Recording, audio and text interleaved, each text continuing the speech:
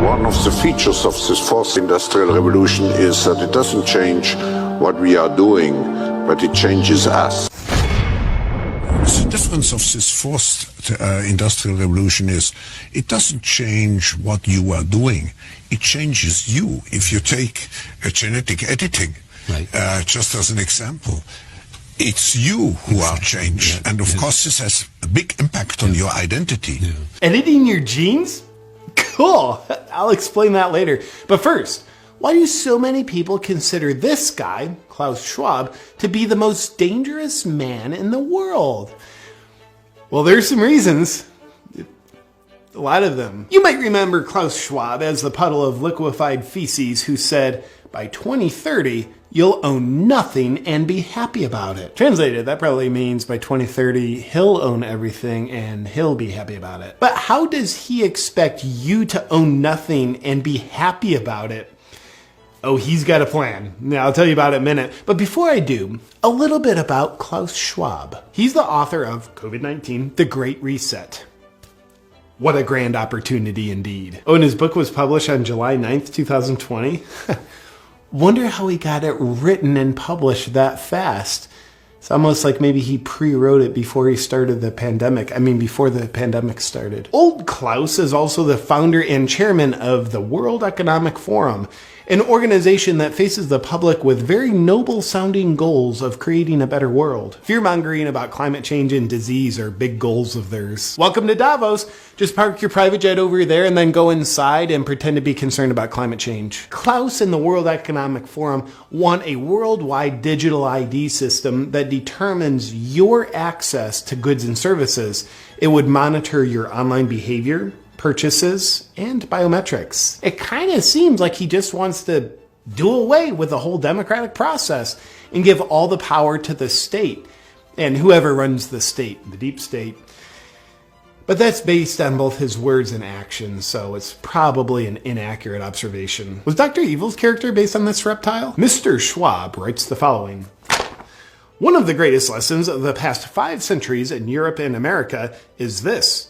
Acute crises contribute to boosting the power of the state. It's always been the case, and there is no reason why it should be different with the pandemic. Nobody ever elected Klaus Schwab to anything. This all just sounds like conspiracy, doesn't it? The World Economic Forum are good guys. Haven't you seen the headlines they pay for? Go green, right? Right? That's probably right. They truly are good guys. Accordingly, you'll be excited to hear that the lineup of World Economic Forum speakers at their annual gathering of elites in Davos included such benevolent humanitarians like Xi Jinping, the leader of the Chinese Communist Party, who's currently committing genocide, Anthony Fauci, who's arguably currently involved in crimes against humanity, and Bill Gates, who's arguably currently involved in crimes against humanity, and Australian Prime Minister Scott Morrison, who's arguably currently involved in crimes against humanity. What a great lineup! But my favorite Economic Forum speaker of all time is this reptile, Klaus Schwab's top advisor, Dr. Yuval Noah Harari.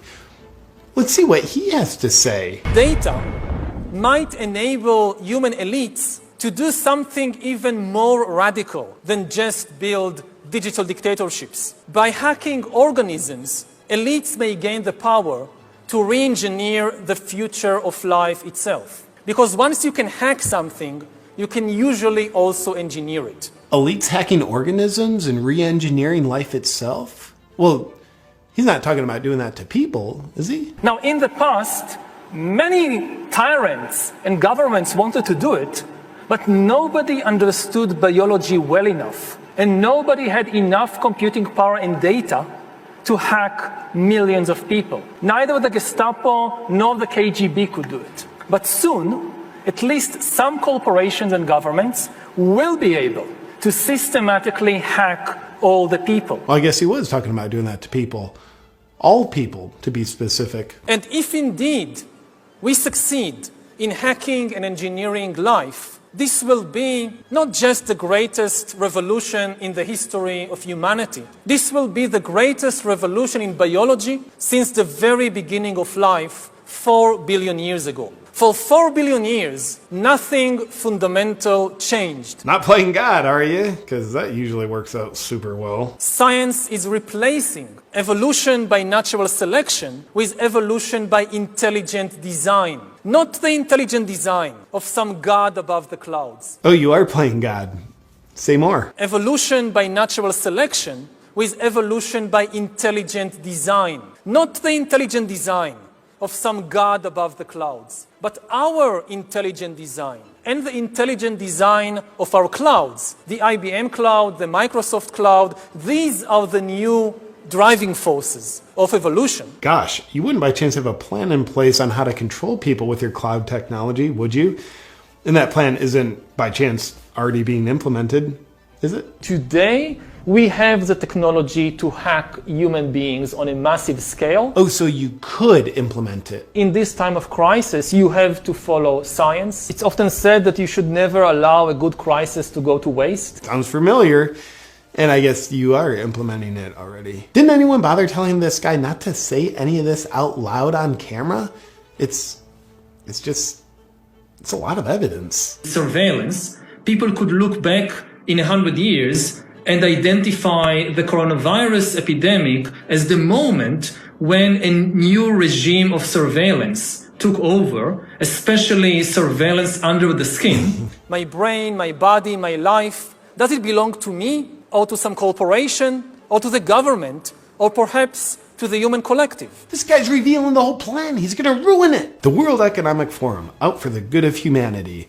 You'll own nothing, not even your own DNA, if we have our way. Now for some additional fun facts about Klaus Schwab and the World Economic Forum.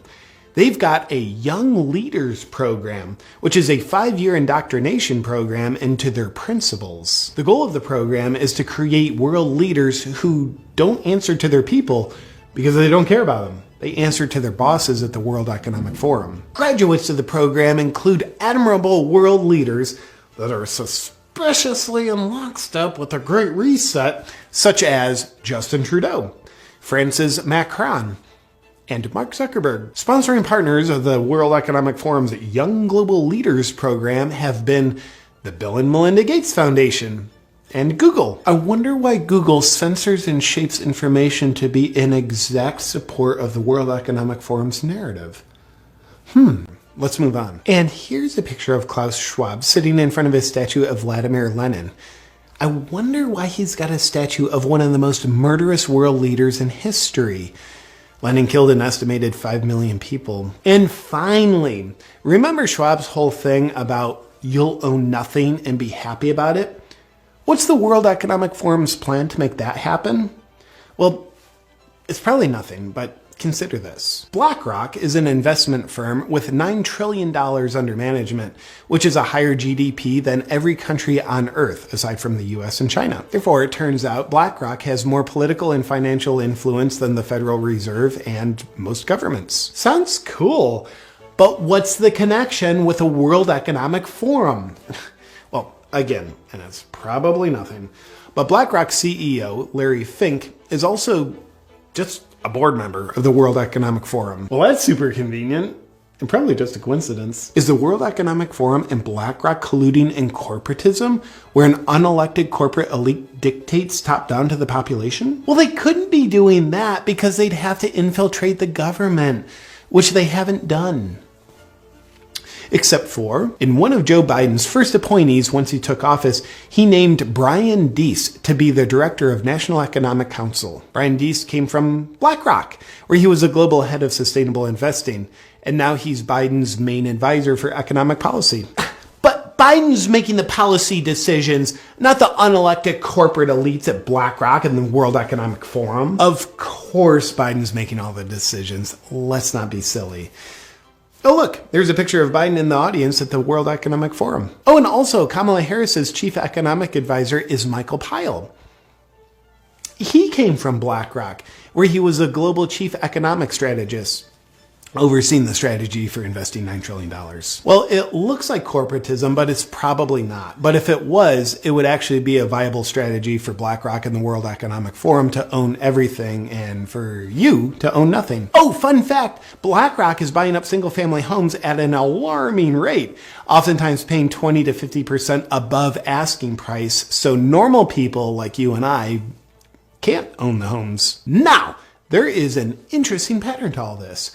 You know how you hear about ancient tyrannical rulers who would rule over their dumb people by saying things like, yeah, if you don't do all of this slave labor and let me sleep with your wives, then God's going to make you all perish in a deadly storm. Well, God told me, and because I'm elite, I have access to this knowledge and you don't. So you better do as I say or you're going to die. Well, us peasants can't perceive what the king can, so we better do as he says. Go ahead and bang my wife. And thank you for doing it for my protection, King. Good old fear-mongering, a predictable pattern as old as time itself. But with Klaus and the World Economic Forum, it's climate change is gonna kill you, disease is gonna kill you, and a cyber attack's gonna get ya. So you better do as we say, or you're gonna die. I don't know, the weather looks pretty good to me. Why don't you ever smile, Klaus? You look like a sociopath. No, you don't understand. We elites have access to knowledge that you don't. So you better listen to us or you're gonna die. Same old fun pattern of fear-mongering. They know of the scary problems and only they have the solutions. So listen up or you're gonna die. Gotcha, Klaus. Nothing new here. We see you. In conclusion to the question, is Klaus Schwab the most dangerous man in the world? Here's his top guy again. Humans are now hackable animals. You know, the whole idea that humans have, they have this soul or spirit and they have free will and nobody knows what's happening inside me. So whatever I choose, whether in the election or whether in the supermarket, this is my free will, that's over. Free will, that's over. It will indeed be over. If you outsource your thinking to outside influences and take the easy way out by choosing obedience over bravery. Doing so makes you very susceptible to being manipulated by fear. And if this happens, you will fail at remaining a free, sovereign individual. But here's how Schwab and his friends, who sociopathically never smile, fail at their Great Reset, and you succeed at remaining a free, sovereign individual. Be guided by your own critical thinking and what your heart and soul knows is right. And choose bravery over obedience. Obedience or bravery? Outsource your perspectives or do your own critical thinking? We are in the process of either the Great Reset or the Great Awakening, and the choice isn't Klaus Schwab's. The choice is yours.